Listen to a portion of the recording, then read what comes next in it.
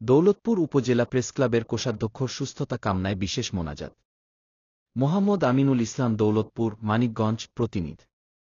মানিকগঞ্জের দৌলতপুর উপজেলা প্রেসক্লাবের কোষাধ্যক্ষ আব্দুর রফিক অসুস্থ হয়ে মানিকগঞ্জ মুন্নু মেডিকেল কলেজ হাসপাতালে সিসিইউতে ভর্তি থাকায় শনিবার সকাল ৯টায় দৌলতপুর উপজেলা প্রেসক্লাবের সাংবাদিকরা তাকে দেখতে যান ও তার রোগমুক্তি কামনায় বিশেষ মোনাজাত অনুষ্ঠিত হয়। মোনাজাত পরিচালনা করেন প্রেসক্লাবের সাবেক সহসভাপতি মাওলানা মোহাম্মদ মাসুদুর রহমান। উপস্থিত ছিলেন মানিকগঞ্জ জেলা বিএনপির আহ্বায়ক কমিটির অন্যতম সদস্য ও দৌলতপুর উপজেলা বিএনপির সাংগঠনিক সম্পাদক অ্যাডভোকেট নুরুল ইসলাম কুন্তু, প্রেসক্লাবের সাবেক সভাপতি মোহাম্মদ শাহ আলম, ইনকিলাবের প্রতিনিধি আমিনুল ইসলাম, প্রেসক্লাবের যুগ্ম সাধারণ সম্পাদক মোহাম্মদ আতিকুর রহমান, যুগান্তরের প্রতিনিধি মোহাম্মদ জসিম উদ্দিন, প্রতিদিনের সংবাদের প্রতিনিধি এস.কে রাসেল, সমাবেশের প্রতিনিধি মোহাম্মদ ওমর ফারুক, সবকবরের প্রতিনিধি আব্দুল আউয়াল, বুলেটিনের প্রতিনিধি মোহাম্মদ লুৎফর রহমান প্রমুখ।